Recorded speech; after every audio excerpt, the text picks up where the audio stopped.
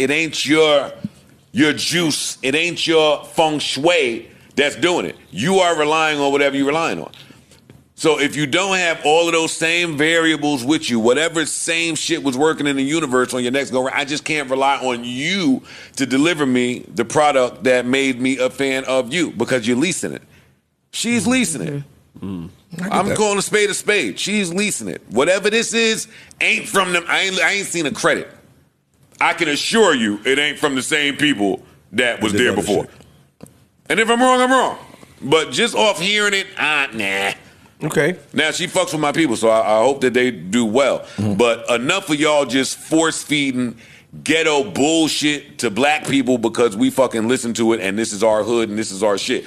Because when you cleaned up when you went over there with Bruno Mars, I'm a little mad at her, actually. I'm a little mad at her. Don't come back over here with this degenerate shit after you tried to go clean up with Bruno Mars and it didn't work. Don't do that. Nope. See, I get that. I'm not mad at that. I ain't doing it. Because I gotta go back to what works. I tried something different. Like I always say about artists, I want you to try. My fanfare is not second tier.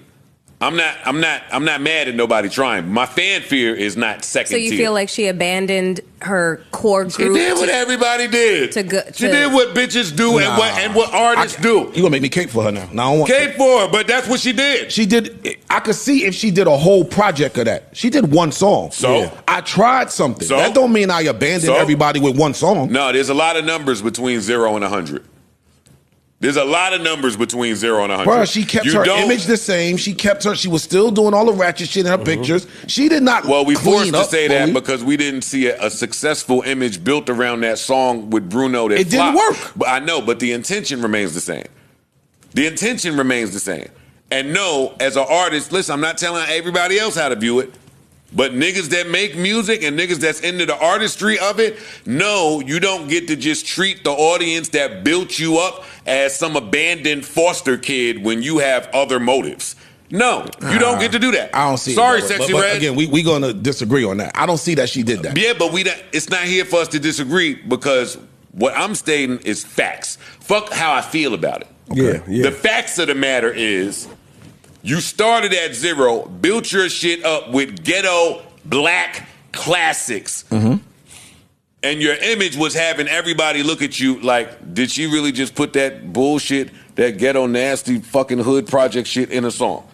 That was her image. That's a fact. She tried to go a different route, I say, altogether. If y'all hear that Bruno song and think that that's in the same vein as what she was doing, then fine. Not at all. I'm not talking to you. But she tried to do something else. Correct. It did not work. This was her Starships Nicki moment. Is it Starships I'm thinking about? Yeah. Yes. Yeah. Everybody get a wake-up call. This is hers. So granted, when you come back, it got to be with heat. It can't be with that. I'm back to farting on a record pad. They go a fart on a record pad. And now we just there to eat it up. No, my dollar today in this economy, in this system, my fanfare is worth more than that. So what do you say? For me. Go ahead. You have an issue anyway with people pushing that type of agenda or thinking that type of ghetto talk applies to black people. In my 40s. You had an issue with that. In the beginning, when you first started talking about the situation with Red, you expressed that. Like, yo, why does it have to be like that? Or why do they think that we're going to consume this because we black or where we come from? It is about black people. We built this shit. And then you started to like more the records and now you back to what you were saying again, where it's like, yo, you came back over here and then now you want to do this ghetto shit because you think that it's aligning with black people or how we live. It ain't, and honestly, it's a lot of ghetto hood booger chicks that like this shit, that see themselves in Sexyy Red. She's speaking for and to a group, and they exist and they love it. Listen, buddy, I ain't the old hater at the party. I'm minding my business. You are. I'm just telling you how I feel about what I'm seeing from this. So what do you say? But I'm minding my business. So let me ask you a question. Get money. What do you say to the artist? But just know that that's where we at now. We at a bunch of people that nobody knows diddly fuck about just coming in because there's no gatekeepers, there's no barrier of entry. It's just a bunch of people coming in getting money. So can't nobody be mad. Anytime a musician step up and say, hey, this is funny, it don't matter because we not in musician land. We in Jake Paul exhibition land. We in exhibition land. So I don't have nothing to say. I don't have nothing to say. Get with the times. We get with the times. Like I said, I excuse me. I asked from a lot of artists. I ask that. I want to hear you try something different. You get what I'm saying? Yeah, I've said it about people that I am big fans of. Like, all right, dog, you're making the same song or the same album over and over and over and over. It's almost unfair because the second you try to do something different and it don't work, we ready to kill you for it. Mm-hmm.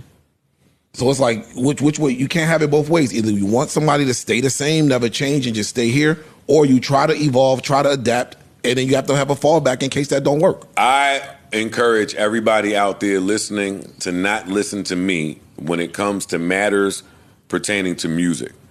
I am old and grumpy. You might be lit trying to have fun. My ears just don't hear it that way anymore. I'm sorry. So when the rapper tries to go into the singing harmonizing lane, right? That it's still along the rapping lane to you. Like I was just thinking about something. I may be off.